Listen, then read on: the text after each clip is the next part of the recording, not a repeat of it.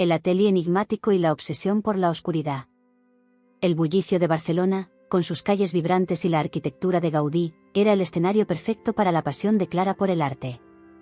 Con poco más de 20 años, estudiante prometedora de la Escuela de Bellas Artes, buscaba inspiración en cada esquina, en cada grafiti, en cada rayo de sol que besaba la Sagrada Familia.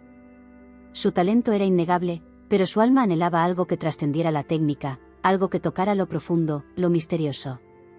Fue en una pequeña galería de arte alternativa, escondida en un callejón del barrio gótico, donde Clara lo encontró. No al hombre, sino a su obra. Cuadros grandes, sombríos, cargados de una melancolía perturbadora, pero de una belleza hipnotizante. Paisajes distorsionados, retratos con ojos vacíos, figuras que parecían gritar en silencio. La exposición se llamaba Ecos del alma perdida, y el artista era Adrián Soler. El apellido le pareció familiar, pero no logró identificar de dónde. Clara pasó horas frente a los lienzos, sintiendo una conexión extraña, casi magnética, con el dolor y la genialidad que emanaban de ellos. Aquel arte no era solo pintura, era una confesión, un grito silencioso. Sintió que necesitaba conocer al creador detrás de tanta intensidad.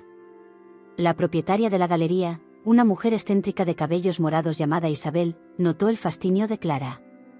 «Es un enigma», murmuró Isabel, observando a Clara.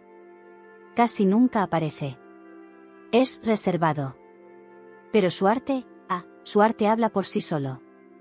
Isabel, que tenía una mirada perspicaz y una sonrisa enigmática, era una figura conocida en la escena artística underground de Barcelona. Era una guardiana de secretos y parecía saber más sobre Adrián de lo que revelaba. Clara, impulsada por una curiosidad incontrolable, logró obtener el contacto de Adrián a través de Isabel, tras mucha insistencia. El atelier de él estaba en un barrio más alejado, casi industrial, en un edificio antiguo que parecía haber sido olvidado por el tiempo. La fachada era de piedra oscura, las ventanas polvorientas, y una aura de misterio flotaba en el aire. La primera visita de Clara al atelier fue tan sombría como las pinturas. El lugar era vasto, con techos altos y poca iluminación natural, incluso durante el día. Lienzos inacabados se amontonaban en los rincones, pinceles sucios yacían en frascos, y el olor fuerte a pintura al óleo y trementina llenaba el aire. Y allí, en el centro, estaba Adrián. Era alto, con cabellos oscuros que caían sobre los ojos penetrantes y un rostro marcado por una melancolía profunda. Sus ojos, de un azul casi negro, parecían cargar con el peso de 1000 historias no contadas. Vestía ropas simples, manchadas de pintura. La primera impresión fue la de un hombre atormentado, casi aterrador. «Tú eres la estudiante que Isabel mencionó», dijo Adrián, su voz ronca, casi un susurro. No había calidez en su tono, solo una frialdad distante. Clara, a pesar del nerviosismo, sintió un extraño coraje. «Sí. Tu trabajo es extraordinario. Nunca vi nada igual». Adrián solo asintió, sin expresión. Era un hombre de pocas palabras, y su presencia era casi opresiva. Clara, sin embargo, no se intimidó. Comenzó a hacer preguntas sobre su técnica, sus inspiraciones, la filosofía detrás de sus obras. Adrián respondía en monosílabos, pero, gradualmente, la pasión de Clara por el arte parecía romper, aunque mínimamente, la barrera de hielo que lo envolvía. En los días siguientes, Clara comenzó a visitar el atelier con frecuencia.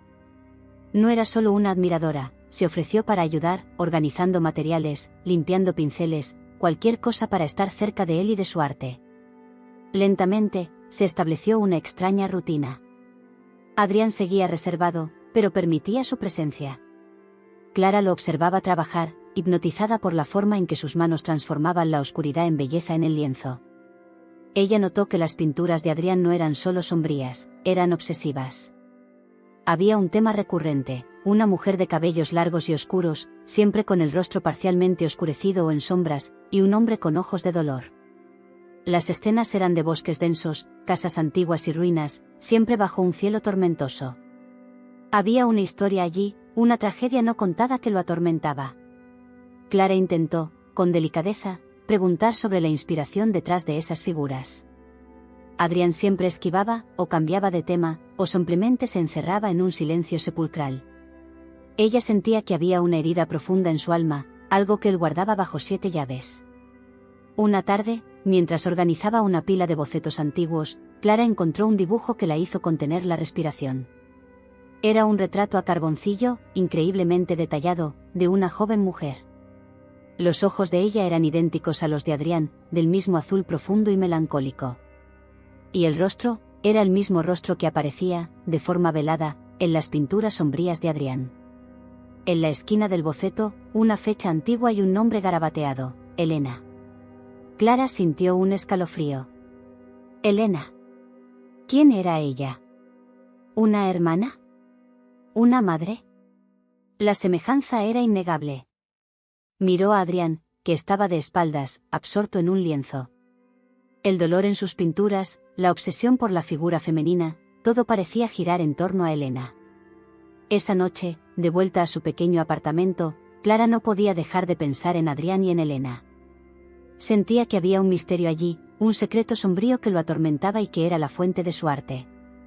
La soledad de Adrián, su reclusión, todo parecía encajar en una narrativa de trauma y pérdida. Decidió investigar. Usó internet, archivos de periódicos antiguos. El apellido, Soler, no era raro en España, pero la combinación con Adrián y la edad aproximada del artista la llevó a una noticia antigua, de casi 20 años atrás. Una tragedia familiar en una pequeña villa en Galicia, la misma región donde se encontraba el lago de las sombras de la historia anterior. La noticia hablaba de un incendio devastador que destruyó una antigua propiedad rural de la familia Soler, resultando en la muerte de varios miembros, incluida una joven llamada Elena, hermana de uno de los sobrevivientes. El único sobreviviente era un niño, Adrián Soler, que había sido rescatado en estado grave. Clara sintió un choque. Ese era el pasado de Adrián. La tragedia que lo atormentaba. El incendio, la pérdida de la familia, la muerte de su hermana Elena. Pero había algo más en la noticia, un detalle que la hizo estremecer. El incendio, aunque oficialmente considerado accidental, había sido objeto de rumores sobre un posible incendio provocado, relacionado con una antigua disputa familiar por tierras. Y el nombre de un primo lejano, Ricardo, era mencionado como alguien que tenía interés en la propiedad. Clara miró el número de teléfono de Adrián en su celular. El arte sombrío, la reclusión, la obsesión por Elena, todo tenía sentido. Adrián no era solo un artista atormentado, era una víctima de una tragedia que podría haber sido un crimen. Y la figura de Ricardo, el primo lejano, flotaba como una sombra. La curiosidad de Clara se transformó en una necesidad de desentrañar la verdad, no solo para entender el arte de Adrián, sino para tal vez liberarlo de la oscuridad que lo consumía. Sintió que su propia vida estaba a punto de entrelazarse de forma peligrosa con los ecos de una tragedia pasada. La sombra del pasado y el despertar de la ayuda. La noticia del trágico incendio que devastó a la familia de Adrián Soler en Galicia y se llevó la vida de su hermana Elena golpeó a Clara como un relámpago. El pasado sombrío del artista, antes solo una sensación abstracta en sus pinturas, ahora tenía un nombre, un lugar, una fecha. Y, más perturbador, había la sombra de una sospecha de incendio provocado y el nombre de Ricardo, un primo lejano, que flotaba en esas noticias antiguas como una figura de interés en la tragedia. El arte de Adrián no era una mera expresión de melancolía, era el eco de un trauma profundo y, posiblemente, de una injusticia. En los días siguientes, Clara observaba a Adrián con otros ojos. Su reclusión, sus ojos azules que parecían cargar el peso del mundo, la obsesión por la figura de Elena en sus lienzos, todo encajaba. Sentía una mezcla de compasión y una necesidad urgente de ayudarlo. No solo como artista, sino como ser humano. La soledad que él irradiaba era casi palpable, y Clara, que había experimentado el dolor del aislamiento en su propia vida, sentía una empatía profunda. En el atelier, el silencio de Adrián era más que introspección, era un muro. Clara notó que él evitaba cualquier mención al pasado, especialmente a su familia. Intentó abordar el tema con delicadeza. Adrián, tus pinturas de Elena son tan intensas. Ella era muy importante para ti, ¿verdad? Adrián se detuvo, el pincel suspendido sobre el lienzo. Se giró hacia ella, y sus ojos, antes distantes, estaban ahora cargados de un dolor crudo. Elena lo era todo. Ella me fue arrebatada. El incendio, su voz falló, y se giró abruptamente, retomando la pintura con movimientos bruscos y desordenados, como si quisiera expulsar las palabras que casi escaparon. Clara percibió que había tocado una herida abierta, aún en carne viva. No insistió, pero su determinación de desentrañar la verdad solo aumentó. Clara decidió que necesitaba más información sobre el incendio y sobre Ricardo. Sabía que esa búsqueda podía ser peligrosa, pero la urgencia de ayudar a Adrián superaba cualquier miedo. Su primera parada fue la biblioteca de la Escuela de Bellas Artes de Barcelona, donde tenía acceso a archivos de periódicos más detallados y bases de datos.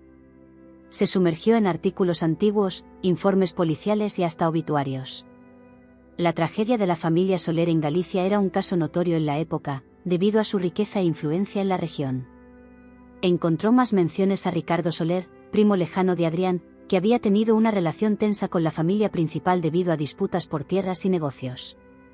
Ricardo era conocido por su ambición desmedida y por un temperamento volátil.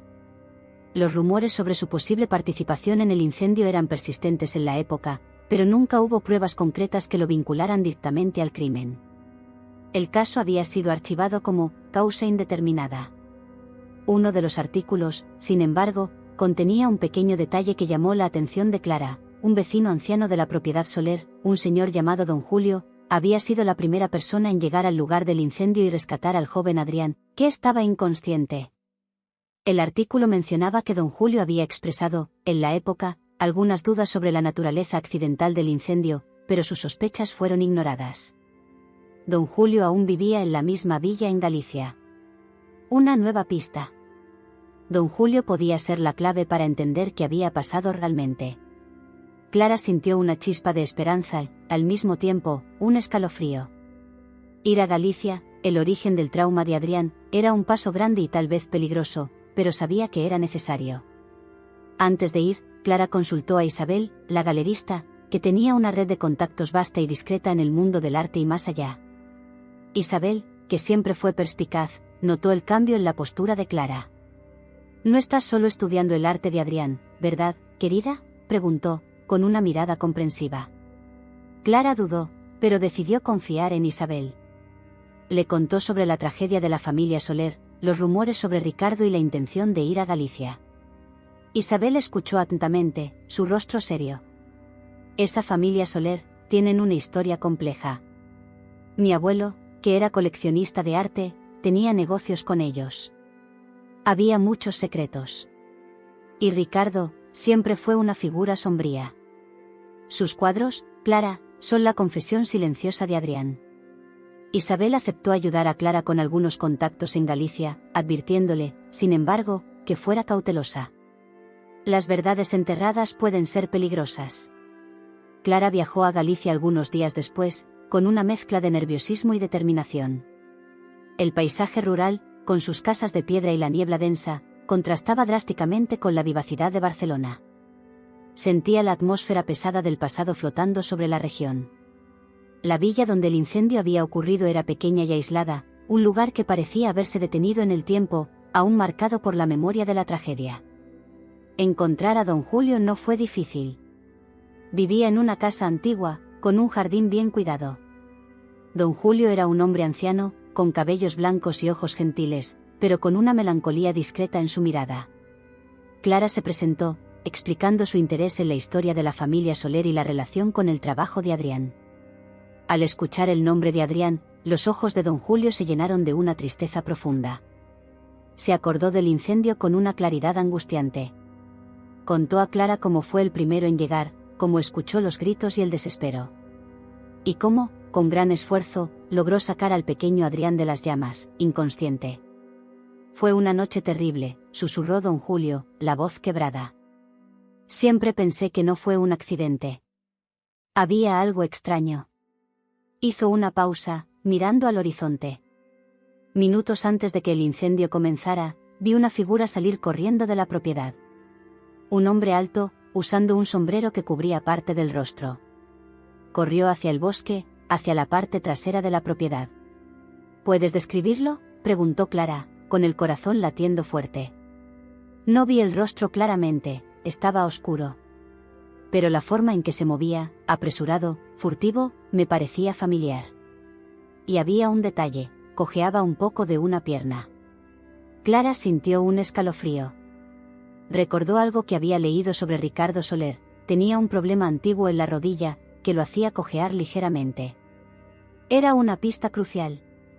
Don Julio continuó: al día siguiente del incendio, cuando todo era cenizas, encontré algo extraño cerca de los escombros, en la parte trasera de la casa, cerca del bosque. Era un pequeño medallón, con las iniciales RS grabadas. Lo guardé, porque lo encontré extraño, pero nunca lo entregué a la policía. Estaban tan seguros de que era un accidente, y yo era solo un viejo con una sospecha. Don Julio fue hasta un antiguo armario y sacó de una caja de recuerdos un pequeño medallón de plata, manchado por el tiempo, con las letras RS grabadas. Era una prueba, una conexión directa con Ricardo Soler. Clara sintió las manos temblar al tomar el medallón. La verdad estaba comenzando a revelarse. Con el medallón en manos, Clara sintió una mezcla de pavor y determinación. Tenía una prueba, y una testigo. Pero, ¿cómo usar eso para ayudar a Adrián? Él estaba preso en su propia oscuridad, y la verdad, por más liberadora que fuera, podía ser demasiado dolorosa para él. El viaje de Clara no era solo sobre desentrañar un crimen, era sobre traer cura para un alma herida, y tal vez, al hacerlo, encontrar algo nuevo e inesperado para sí misma. La sombra de Ricardo y la tragedia de Galicia ahora eran su propia misión. Parte 3. La confrontación silenciosa y la luz en la oscuridad. El medallón con las iniciales RS en sus manos, entregado por don Julio, era la prueba palpable que Clara buscaba. El testigo anciano, con su memoria nítida y el dolor de los años, había confirmado las sospechas. Ricardo estaba ligado al incendio que destruyó a la familia de Adrián Soler y se llevó la vida de Elena. Clara sintió una mezcla de pavor y una determinación creciente. Tenía una misión: traer la verdad a la luz y, tal vez, liberar a Adrián de la oscuridad que lo consumía desde hacía tanto tiempo. De vuelta en Barcelona, la atmósfera vibrante de la ciudad parecía un contraste gritante con los secretos sombríos que Clara cargaba. No perdió tiempo. Con el medallón y las informaciones de don Julio, Clara sabía que necesitaba confrontar a Adrián. La tarea era delicada, él era frágil, y la verdad podía ser más dolorosa de lo que imaginaba. Clara fue al atelier de Adrián. La puerta estaba, como siempre, entreabierta. El olor a pintura y la penumbra habitual la recibieron. Adrián estaba de espaldas a la puerta, absorto en un nuevo lienzo, sus trazos más sombríos que nunca. La figura de Elena parecía materializarse en cada pincelada. Con el corazón latiendo fuerte, Clara se acercó. Adrián, llamó, su voz suave, pero firme. Él se giró, los ojos azules cargados de una melancolía tan profunda que Clara sintió un escalofrío. Parecía cansado, casi etéreo. Estuve en Galicia, comenzó Clara, sin rodeos. La decisión de ser directa vino de la convicción de que él necesitaba la verdad, aunque fuera dolorosa. Fui a tu antigua casa, donde ocurrió el incendio. La expresión de Adrián se endureció instantáneamente. Sus ojos se abrieron, y la palidez tomó cuenta de su rostro. ¿Qué hiciste allí? Su voz salió ronca, casi un gruñido, pero no de ira, sino de un terror antiguo. Era la voz de un niño asustado. Hablé con don Julio. Me contó lo que vio esa noche, continuó Clara, manteniendo la mirada fija en la de él. Sacó el medallón del bolsillo y lo extendió. Y me dio esto.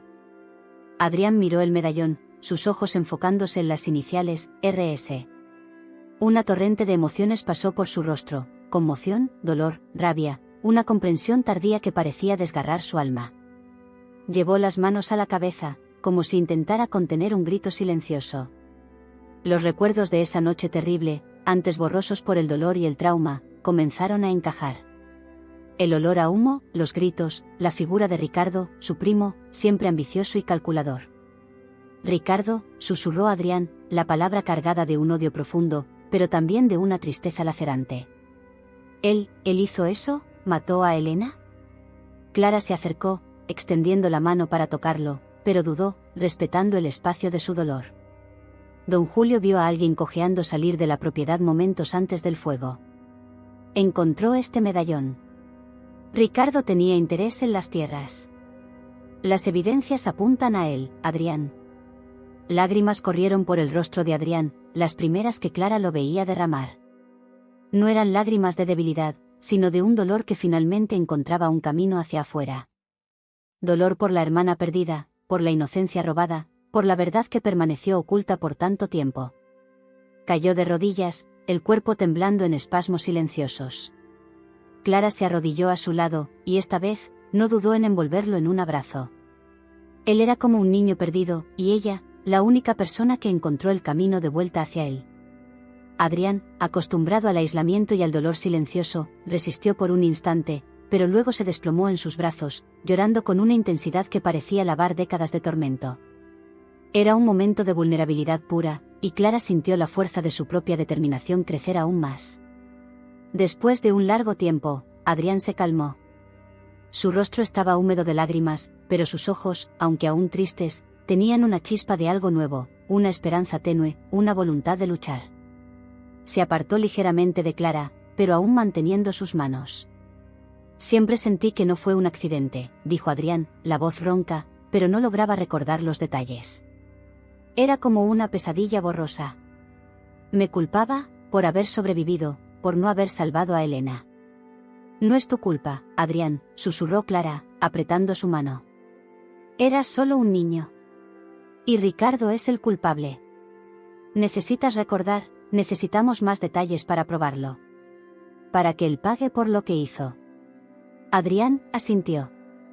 La idea de justicia comenzó a florecer en su mente, sustituyendo la autocomplacencia y el dolor pasivo. Se levantó, los ojos fijos en el medallón. Ricardo siempre fue envidioso. Mi familia tenía las tierras más valiosas, el apellido más fuerte. Él siempre quiso todo. Clara y Adrián pasaron el resto del día y parte de la noche conversando. Adrián, animado por la presencia y la determinación de Clara, comenzó a forzar sus recuerdos.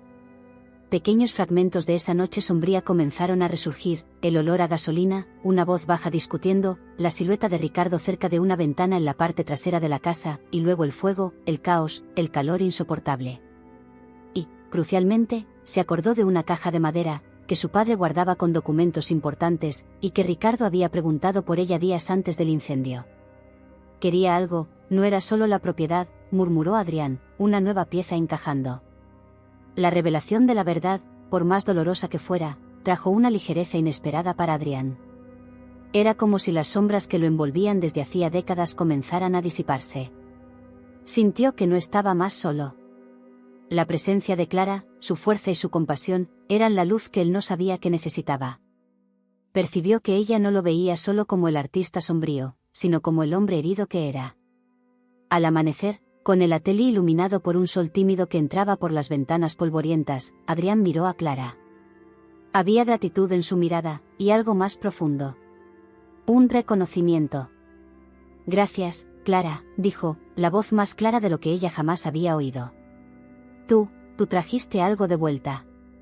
La misión de Clara había cambiado. No era solo sobre desentrañar un crimen del pasado para un proyecto de arte. Era sobre rescatar una vida, traer justicia para Elena y su familia, y, en el proceso, presenciar la redescubierta de un hombre que estaba preso en su propia oscuridad. El miedo aún estaba allí, la amenaza de Ricardo era real. Pero ahora, no estaban solos. Una extraña y poderosa conexión se había formado entre ellos, una alianza nacida de la tragedia, y con el vislumbre de una luz en un futuro que parecía, por primera vez, menos sombrío. El calentamiento para el gran enfrentamiento se iniciaba. El rastro de Ricardo y el vínculo frágil de la venganza.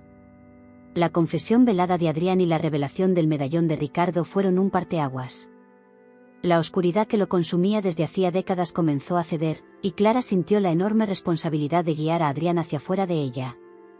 La verdad era un camino doloroso, pero necesario para la cura. La prioridad ahora era encontrar a Ricardo y las pruebas que lo vincularan, sin sombra de duda, al incendio que se llevó la vida de Elena. Clara sabía que Ricardo, siendo un primo lejano con intereses financieros, no se mantendría en Galicia. Un hombre ambicioso como él probablemente habríase mudado a un centro mayor, donde pudiera expandir sus negocios. La investigación comenzó en Barcelona mismo, en la vasta red de informaciones de Internet y en registros públicos de empresas. No tardó mucho en encontrar el rastro de Ricardo Soler. Había fundado una empresa de construcción y desarrollo inmobiliario que, curiosamente, había expandido rápidamente en los últimos años, adquiriendo varias propiedades antiguas en áreas rurales de España, muchas de ellas con historial de disputas por tierras. La ironía no escapó a Clara. Ricardo estaba replicando, en una escala mayor, los mismos esquemas que tal vez habían sido el motivo de la tragedia de Adrián. La sede de la empresa de Ricardo, Soler Construcciones, era un edificio moderno e imponente en el centro financiero de Barcelona. Era un contraste brutal con el atelier sombrío de Adrián y la cabaña en ruinas de Galicia. Clara sabía que no podía simplemente aparecer allí. Ricardo era un hombre poderoso y peligroso, y un enfoque directo sería un suicidio. Habló con Isabel, la galerista, que, con su red de contactos, logró algunas informaciones valiosas. Isabel descubrió que Ricardo tenía un abogado de confianza, el señor Delgado, un hombre que operaba en las sombras, con una reputación dudosa, involucrado en negociaciones complejas y, ocasionalmente, en litigios sobre posesión de tierras. Delgado era el puente para los negocios oscuros de Ricardo. El plan de Clara comenzó a formarse. Necesitaba a alguien que pudiera acercarse a Delgado sin levantar sospechas. Fue entonces que pensó en Arturo, un exprofesor de la Escuela de Bellas Artes de Barcelona, especialista en historia del arte y coleccionista de documentos antiguos. Arturo tenía una pasión por investigar la procedencia de obras y documentos, y su reputación impecable lo convertía en el contacto perfecto. Además, tenía un fuerte sentido de justicia. Clara buscó a Arturo y, con cuidado, le contó la historia de Adrián, la tragedia de su familia, el medallón de Ricardo y la sospecha de un incendio provocado. Explicó que creía que Ricardo había usado métodos ilegales para adquirir tierras y que el abogado Delgado podría tener documentos que probaran no solo los desvíos de tierras, sino también la conexión de Ricardo con el incendio. Arturo, conmocionado e intrigado por la complejidad de la trama y por la figura de Adrián, aceptó ayudar. Mientras Clara y Arturo elaboraban un plan para acercarse a Delgado, Adrián mostraba señales de una recuperación lenta, pero significativa. La verdad, aunque dolorosa, estaba actuando como un bálsamo en su alma herida. Comenzó a pintar nuevamente, pero con una nueva energía. Sus trazos aún tenían la intensidad de antes, pero la oscuridad excesiva daba lugar a colores más vibrantes, incluso en los temas sombríos. Era como si, al finalmente dar nombre a su tormento, pudiera comenzar a controlarlo. Adrián comenzó a abrirse más con Clara. Recordaba pequeños detalles de la noche del incendio, fragmentos que antes parecían irrelevantes, pero que ahora, con la información de don Julio, adquirían un nuevo significado. Se acordó de una discusión acalorada entre su padre y Ricardo días antes del incendio, sobre un documento importante que el padre de Adrián se negaba a firmar. Mi padre dijo que ese documento protegería a nuestra familia. Y Ricardo estaba furioso, diciendo que, si no lo firmaba, habría consecuencias, murmuró Adrián, con los ojos fijos en un punto distante del atelier. La mención de un documento importante hizo que Clara y Arturo encendieran una luz. Podía ser la clave para desenmascarar a Ricardo.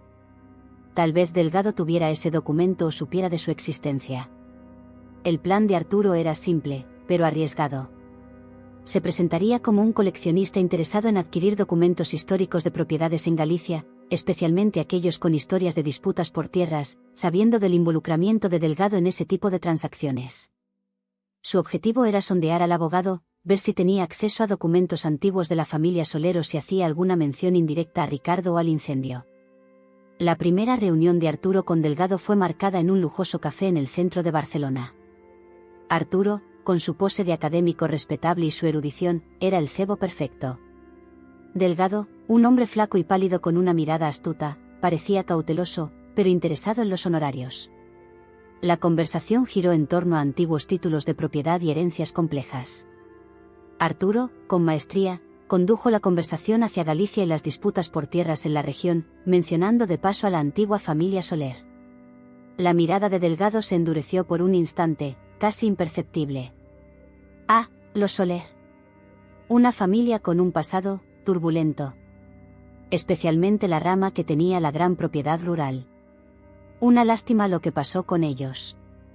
Sí, el incendio fue una tragedia, comentó Arturo, casualmente. Escuché rumores de que hubo una disputa acalorada antes. ¿Documentos importantes?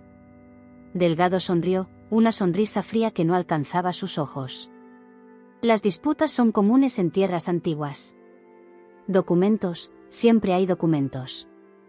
Algunos más explosivos que otros. Pero todo dentro de la legalidad, claro. La forma en que dijo explosivos hizo que Arturo sintiera un escalofrío. Percibió que Delgado sabía más de lo que decía. También notó que Delgado tenía una carpeta de cuero antigua, que sostenía con una posesividad que iba más allá de lo profesional. La reunión terminó sin que Arturo lograra ver o tener acceso a ningún documento específico, pero regresó con una certeza: Delgado era el vínculo. Ese documento importante, del que Adrián se acordaba, y que Ricardo tanto quería, probablemente estaba en posesión del abogado. O Delgado sabía dónde estaba. La fragilidad de ese vínculo, sin embargo, era su fuerza. Clara y Adrián escucharon el relato de Arturo con atención. La tensión era palpable. Estaban cada vez más cerca, pero también en mayor peligro. Ricardo, seguramente, era un hombre que no dejaba cabos sueltos. La presencia de esa carpeta con Delgado era una señal. El juego se estaba poniendo serio, y necesitaban un plan para tener acceso a esos documentos. La venganza, para Ricardo, no era solo sobre dinero, sino sobre el poder y el control que había ejercido por décadas, y que ahora estaba amenazado. La luz en la vida de Adrián, traída por Clara, era también la luz que comenzaba a exponer la oscuridad de Ricardo. El riesgo calculado y la sombra del observador. La certeza de que el señor Delgado era la pieza clave para acceder a los secretos de Ricardo Soler pesaba fuertemente sobre Clara y Adrián. Ese documento importante, que el padre de Adrián se negó a firmar, y que Ricardo tanto codiciaba, era la prueba que necesitaban para desenmascarar al primo y finalmente traer justicia para Elena y su familia. Pero acercarse a Delgado requeriría un riesgo calculado, y el tiempo se estaba agotando. Adrián, antes reservado en su dolor, ahora mostraba una determinación silenciosa. La esperanza de justicia lo estaba sacando lentamente de la oscuridad. Pasaba horas dibujando, no más con la furia del trauma, sino con la precisión de alguien que buscaba cada detalle de un recuerdo. La figura de Elena en sus bocetos parecía más nítida, menos espectral. Arturo, el exprofesor, con su mente estratégica, elaboró el próximo paso. Sugirió un enfoque indirecto y sutil para tener acceso a la carpeta de Delgado. El abogado, como cualquier profesional de ese calibre, tendría un asistente, alguien que pudiera, inadvertidamente, ser una fuente de información o una ruta de acceso. Arturo propuso que Clara se infiltrara en la oficina de Delgado bajo algún pretexto. ¿Pero cómo?, preguntó Clara, consciente de los peligros. No me conoce. No para él, sino para la asistente, explicó Arturo. Ella es el puente. Podemos crear una situación en la que necesites ayuda, con un problema académico, complejo que se relacione con documentos antiguos, algo que solo la oficina de él podría resolver. Eso te dará una razón legítima para estar allí, y una oportunidad de observar. Clara dudó. Era arriesgado, pero el sentido de justicia por Adrián y Elena la impulsaba. Lo haré, dijo, su voz firme. Mientras Arturo orquestaba los detalles de la consulta académica, Clara y Adrián se sumergieron más profundamente en los recuerdos de él. Adrián se acordó de una antigua cámara fotográfica de su padre, una pieza rara que guardaba con mucho cariño. Siempre decía que en ella estaban los ojos de la verdad, murmuró Adrián, con un toque de emoción. Creía que la cámara había sido llevada de la casa antes del incendio, tal vez como una precaución del padre. Pero, ¿dónde estaría? La búsqueda de la cámara se convirtió en un objetivo secundario, pero importante. ¿Podría contener algo? ¿Fotos secretas? La casa de la familia Soler en Galicia había sido completamente destruida, y la mayoría de los objetos, quemados. Pero, ¿y si el padre de Adrián hubiera escondido la cámara en otro lugar, un sitio que Ricardo no pudiera encontrar? La oportunidad de Clara llegó una semana después. Bajo el pretexto de ser una investigadora de historia del arte con una cuestión urgente sobre la autenticidad de algunos documentos antiguos relacionados con una propiedad histórica, una historia que Arturo hábilmente creó, logró una consulta con la asistente de Delgado. La oficina de Delgado era lujosa, con muebles de madera oscura y una atmósfera de poder discreto. La asistente, una mujer joven y eficiente llamada Laura, era amable, pero profesional. Escuchó la historia de Clara con atención, consultando algunos archivos digitales. Mientras Laura se distraía con el ordenador, Clara miraba a su alrededor. La oficina de Delgado estaba ligeramente abierta, y Clara logró vislumbrar la carpeta de cuero antigua sobre la mesa de él. Era la misma carpeta que Arturo había notado. Clara sintió un escalofrío. La carpeta estaba allí, tan cerca y tan inalcanzable. Necesitaba más tiempo, una oportunidad de estar sola en la oficina o de acceder a la carpeta sin ser notada. Laura, que parecía atenta, notó la inquietud de Clara. Disculpe, la señora parece un poco distraída, ¿puedo ayudarla en algo más? Clara, que había ensayado una excusa, respondió, no, es solo que vi esa carpeta en la oficina del señor Delgado. Parece antigua. Soy una gran admiradora de la historia y el arte. Mi tesis es sobre la preservación de documentos históricos.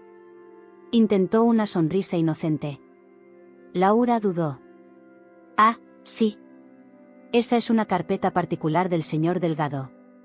La mantiene siempre cerca. Documentos antiguos de un cliente muy importante. No dio más detalles, pero la posesividad en la voz de Laura confirmaba la importancia del contenido. La visita de Clara a la oficina no rindió acceso directo a la carpeta, pero confirmó que estaba allí. Y la información de que era de un cliente muy importante y particular solo aumentaba la sospecha sobre Ricardo Soler. Clara también notó algo sutil, había una pequeña sala de archivos en la parte trasera de la oficina, y Laura parecía ser la única con acceso a ella. De vuelta al atelier, Clara y Adrián discutieron qué hacer. La entrada directa era imposible. Adrián, ahora más involucrado, tuvo una idea. Mi padre tenía una pequeña colección de relojes antiguos. Era fascinado por los mecanismos de precisión. Tenía un reloj de bolsillo que siempre llevaba consigo. Y tenía una manía: cuando confiaba en alguien, daba una pequeña pista sobre dónde escondía algo importante, usando el mecanismo del reloj como un enigma. Clara y Adrián percibieron que el padre de Adrián, que era un hombre extremadamente cauteloso, podría haber dejado una pista final en aquel reloj. Pero, ¿dónde estaba el reloj? No estaba entre los objetos recuperados del incendio. La memoria de Adrián se volvió hacia un primo lejano de su madre, un relojero llamado Javier, que vivía en un pueblo cercano a Barcelona, Sant Cugat. El padre de Adrián confiaba en Javier para reparar sus relojes más preciosos. ¿Sería posible que el reloj hubiera sido llevado para reparación poco antes del incendio? La esperanza se reavivó. Encontraron la dirección de Javier. Era una pequeña tienda antigua, con campanas de viento tintineando en la puerta. Javier era un hombre simpático, con las manos marcadas por el trabajo delicado. Cuando Adrián se presentó, el relojero lo reconoció inmediatamente, y sus ojos se llenaron de tristeza al recordar la tragedia. Adrián. Mi querido muchacho. Siento mucho lo de tu familia, dijo Javier, con sinceridad. Tu padre era un hombre de gran visión. Siempre venía aquí. Y sí, trajo un reloj de bolsillo para mí poco antes del desastre. Dijo que quería una pequeña grabación en él, algo para su esposa y para ti, en caso de que algo ocurriera. El corazón de Adrián se aceleró. ¿Dónde está el reloj, Javier? Javier fue a la parte trasera de la tienda y regresó con un pequeño envoltorio de terciopelo. Dentro, estaba un reloj de bolsillo antiguo, de oro, con grabados delicados. Pero no había ninguna grabación aparente. No tuve tiempo de hacer la grabación antes, dijo Javier, melancólico. El fuego. Adrián examinó el reloj, y Clara notó un brillo diferente en sus ojos. Él recordó la manía de su padre. Con cuidado, presionó un pequeño botón en el lateral del reloj que abría la tapa frontal. Allí, en el reverso de la tapa, había una grabación minúscula, casi imperceptible, hecha a mano. No eran palabras, sino una serie de pequeños símbolos y coordenadas, diferentes de los símbolos de Mateo, pero igualmente enigmáticos. Es su código, susurró Adrián. Una localización. Una coordenada. Él lo planeó. Dejó una pista. Clara y Adrián se miraron, una nueva ola de determinación inundándolos.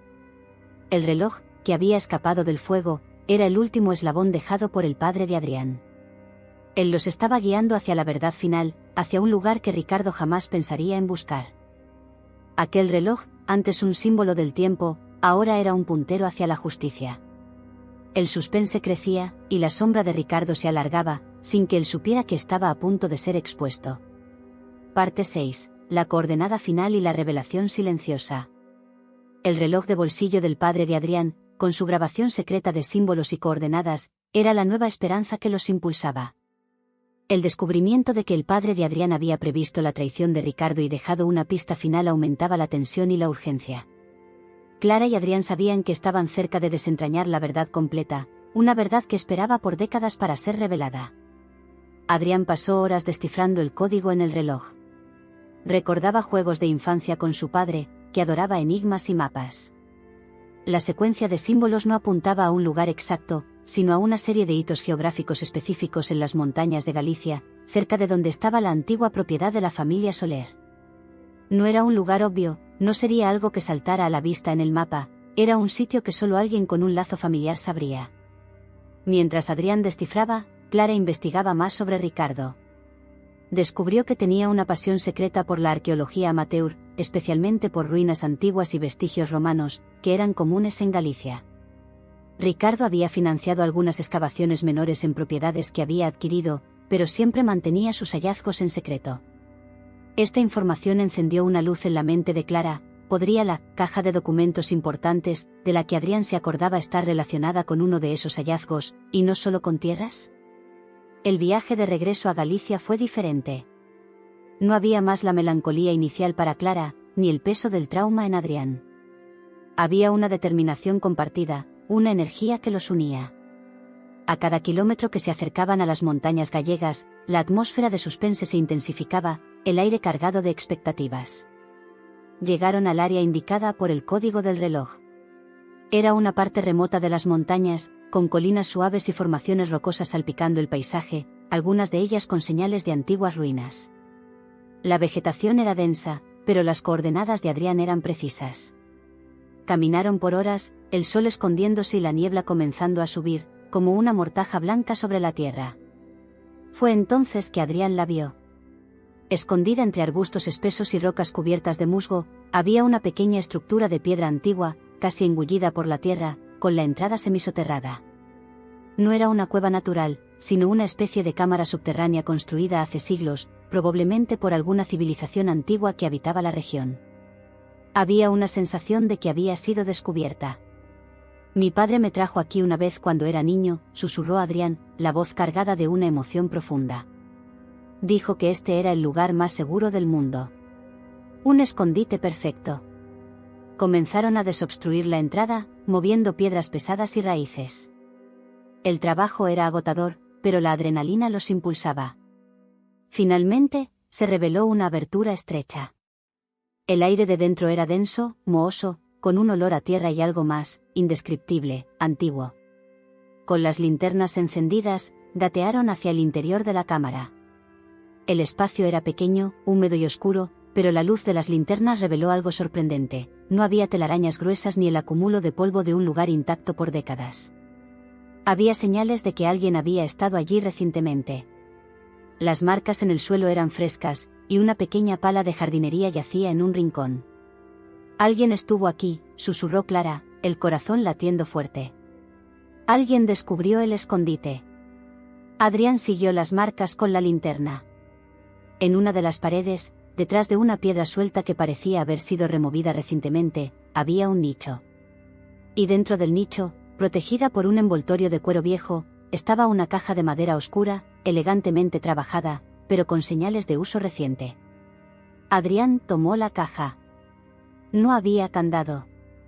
La abrió, y allí dentro, envuelto en un paño de seda envejecido, estaba lo que tanto buscaban, no solo uno, sino dos documentos.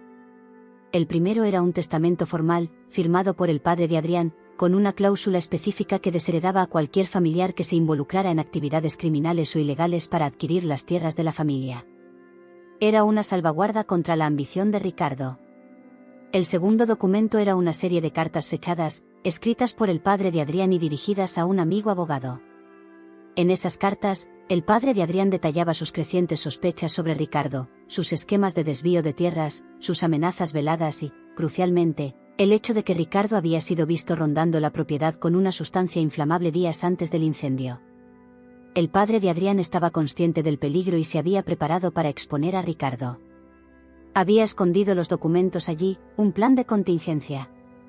Pero había una última cosa en la caja. algo que hizo que la sangre de Clara se helara. Bajo los documentos, había una cámara fotográfica antigua, la misma que Adrián había mencionado. Y dentro de ella, un rollo de película. Con manos temblorosas, Clara retiró el rollo. La idea de que esa cámara pudiera haber capturado el acto final de traición era aterradora y emocionante. El padre de Adrián había dejado un legado de pruebas, aguardando el momento justo para ser descubiertas. Salieron de la cámara subterránea. El sol ya se había puesto completamente, y la oscuridad de la noche engullía las montañas. Pero la luna llena, majestuosa, surgía en el cielo, bañando el paisaje con una luz plateada y misteriosa. Mientras caminaban de regreso, la emoción de haber encontrado las pruebas se mezclaba con la aprensión. Alguien había estado allí recientemente. Alguien sabía del escondite. ¿Quién? ¿Y qué había llevado o dejado esa persona? Necesitaban actuar rápido, antes de que Ricardo percibiera que la verdad estaba a punto de explotar. El calor para el gran final estaba encendido. La justicia para Elena estaba a la vista, y la liberación de Adrián de su oscuridad era inminente. Pero el hecho de que el escondite hubiera sido visitado creaba una nueva capa de misterio y peligro, un último obstáculo inesperado que haría que el desenlace fuera aún más sorprendente y catártico. El juego estaba a punto de cambiar. La trampa y la verdad revelada. El descubrimiento de la caja con el testamento, las cartas del padre de Adrián y, crucialmente, la cámara fotográfica con el rollo de película, era la última pieza del rompecabezas. Pero la señal de que alguien había visitado el escondite recientemente en las montañas de Galicia lanzó una sombra de aprensión sobre Clara y Adrián. ¿Quién más sabía de aquel lugar secreto? ¿Y qué estaba buscando o ya había llevado esa persona? La urgencia de exponer a Ricardo aumentó exponencialmente. Regresaron a la tele de Adrián en Barcelona, con los documentos y la cámara, sintiendo una mezcla de triunfo y peligro inminente. La noche cayó, y la ciudad vibrante allá afuera parecía distante de la intensidad de su misión. Necesitamos revelar esa película inmediatamente, dijo Clara, sosteniendo la cámara antigua con cuidado. Puede haber algo crucial aquí. Adrián, ahora más presente y comprometido que nunca, asintió. Conozco un laboratorio fotográfico antiguo aquí en Barcelona, en el barrio gótico. Un lugar discreto, donde mi abuelo, que también era fotógrafo, solía revelar sus películas más delicadas. Todavía trabajan con procesos analógicos. A la mañana siguiente, con el sol apenas rompiendo el horizonte, fueron al laboratorio. El lugar tenía el olor nostálgico de químicos fotográficos y un silencio reverente. El propietario, un señor canoso de gafas en la punta de la nariz, era un artesano de la fotografía. Prometió tener la película revelada en pocas horas, consciente de la urgencia en la voz de Adrián. Mientras esperaban, Clara y Adrián revisaron los documentos. El testamento del padre de Adrián, que desheredaba a Ricardo en caso de actos criminales relacionados con las tierras, era un arma legal poderosa. Las cartas detallaban las amenazas de Ricardo y su obsesión por adquirir la propiedad de la familia, además de mencionar su presencia sospechosa días antes del incendio. Todas las piezas se encajaban perfectamente. De repente, el celular de Adrián sonó. Era un número desconocido. Atendió, y su rostro palideció. La voz del otro lado era de Laura, la asistente del señor Delgado, el abogado de Ricardo. Su voz estaba llena de pánico. Señor Soler, necesito advertirle. El señor Delgado fue atacado en la oficina esta mañana. Alguien invadió, revolvió todo y se llevó una carpeta, la carpeta con los documentos más importantes de Ricardo Soler. Laura susurraba, visiblemente asustada. Está en el hospital, pero está bien. La policía está investigando, pero él está con miedo, mucho miedo. Dijo que lo avisara, que Ricardo sabe. Adrián y Clara se miraron, un escalofrío recorriendo sus espinas dorsales. Ricardo había descubierto la visita de Clara a la oficina de Delgado. O, peor, sabía que la verdad estaba siendo desenterrada y había actuado para destruir cualquier evidencia que el abogado pudiera tener. El ataque a Delgado era un mensaje claro: Ricardo no dudaría en usar la violencia para proteger sus secretos. La sombra del observador en la cámara subterránea era Ricardo, que había estado allí recientemente. Estaba intentando recuperar lo que el padre de Adrián había escondido, pero llegó tarde. La situación había escalado peligrosamente. Tenían las pruebas, pero Ricardo estaba en movimiento, desesperado. Era una carrera contra el tiempo. Algunas horas después, el telefonema del laboratorio de fotografía los hizo correr de vuelta. El señor Canoso entregó un sobre con las fotos reveladas. Con manos temblorosas, Adrián abrió el sobre. Las primeras fotos eran paisajes antiguos de la propiedad de la familia, retratos de Elena y de sus padres, registrando momentos felices antes de la tragedia. Había un nudo en la garganta de Clara al ver la alegría en el rostro de Elena. Pero la última foto del rollo hizo que la sangre de ambos se helara. Era una imagen granulada, tomada desde un ángulo escondido, aparentemente a través de una ventana. La escena era nocturna. La luz parpadeante de algo que parecía ser un fósforo o un encendedor iluminaba brevemente la figura de un hombre. El hombre estaba arrodillado, derramando un líquido de un bidón sobre el suelo de madera de la casa, y una llama mínima comenzaba a propagarse. Aunque la imagen era oscura y ligeramente borrosa, el contorno del rostro era inconfundible: Ricardo Soler. Y, en la esquina de la foto, casi imperceptible, había un zapato con la suela ligeramente levantada, indicando el cojeo. El padre de Adrián no solo sospechaba, había capturado el momento exacto en que Ricardo inició el incendio. La cámara era los ojos de la verdad de los que hablaba. La imagen era la prueba definitiva, irrefutable, de que Ricardo era un incendiario y un asesino. La fotografía, fría y brutal, confirmaba el crimen que asombraba a Adrián desde hacía décadas y que llevó a la muerte de Elena. La revelación fue un choque avasallador. No era solo una sospecha, no eran solo rumores o anotaciones vagas. Era la visión clara del crimen. La tristeza de Adrián se mezcló con una furia justa. La figura de Elena en sus pinturas ahora tenía su venganza a la vista. Clara sintió una mezcla de alivio y pavor. Tenían la prueba, pero el peligro de Ricardo era inminente. Había atacado a Delgado. ¿Qué haría para impedir que la verdad saliera? Necesitamos llevar esto a la policía, dijo Clara, la voz llena de urgencia. Ahora.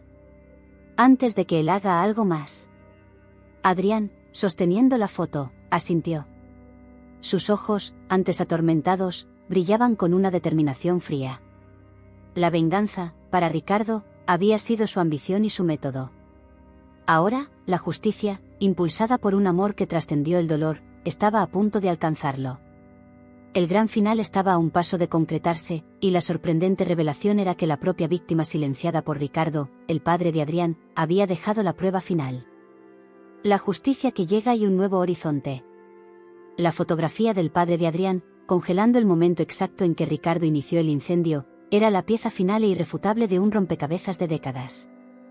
Clara y Adrián tenían en manos no solo la prueba de un crimen, sino la liberación de un alma atormentada. La decisión fue unánime: llevar todas las evidencias a la policía inmediatamente.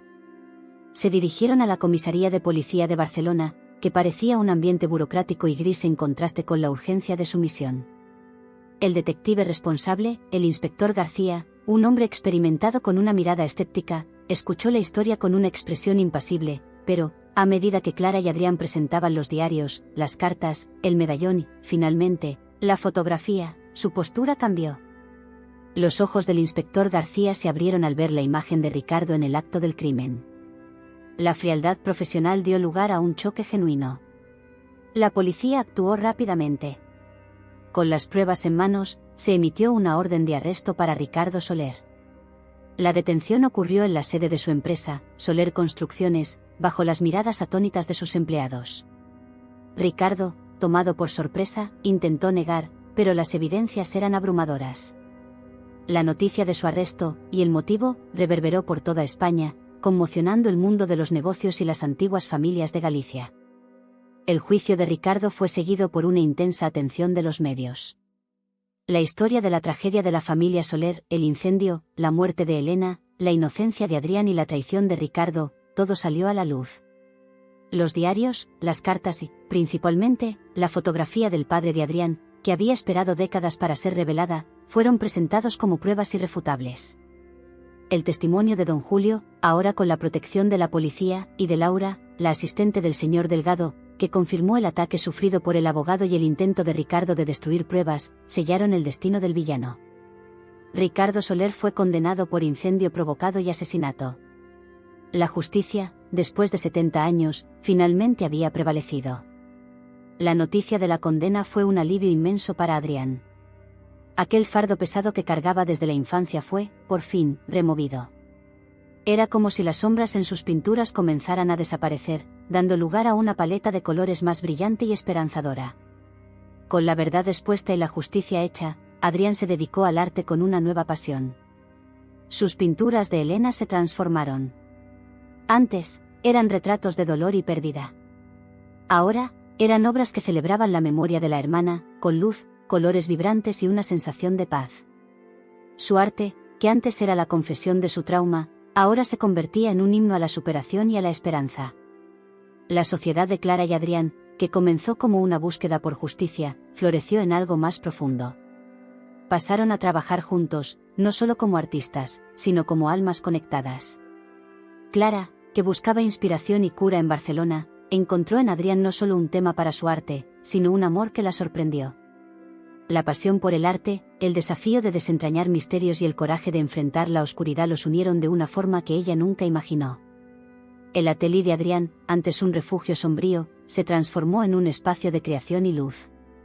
Las ventanas, antes polvorientas, ahora permitían que el sol de Barcelona inundara el ambiente. El olor a pintura aún estaba allí, pero mezclado con un nuevo aroma de esperanza y vitalidad. Meses después del juicio, Adrián y Clara organizaron una exposición conjunta. ¿El tema? La luz en la oscuridad, una celebración del arte como forma de cura y de la verdad como liberación. Las pinturas de Adrián, con sus nuevos matices de color y emoción, estaban al lado de las fotografías expresivas de Clara, que capturaban no solo la belleza de Galicia, sino también la resiliencia humana. La cámara antigua del padre de Adrián, que había capturado la prueba final, fue exhibida como una reliquia, un testimonio silencioso de la justicia. En la noche de apertura, la galería estaba abarrotada. Isabel, la galerista, observaba con una sonrisa orgullosa. Adrián, al lado de Clara, estaba irreconocible. Sus ojos, antes azules y melancólicos, ahora brillaban con una serenidad y una alegría que Clara jamás había visto. Había encontrado su voz, su luz y su paz. Adrián miró a Clara, sus ojos llenos de un amor que había sido probado y fortalecido por las sombras. «Tú fuiste la luz que necesitaba, Clara», susurró, apretando su mano. «Tú trajiste mi verdad a la superficie. Y me trajiste de vuelta a la vida». Clara sonrió, sintiendo el calor de su mano. Había llegado a Barcelona en busca de inspiración y para curar un corazón roto, y encontró un propósito mayor y un amor que superó todas las expectativas. La historia del artista sombrío y la musa de la esperanza no era solo sobre desentrañar un crimen o traer justicia, era sobre la capacidad del amor para curar las heridas más profundas, para transformar la oscuridad en luz, y para reescribir un final que parecía destinado a la tragedia. En medio del arte y la verdad, Adrián y Clara descubrieron que, juntos, podían pintar un futuro lleno de nuevos colores y posibilidades.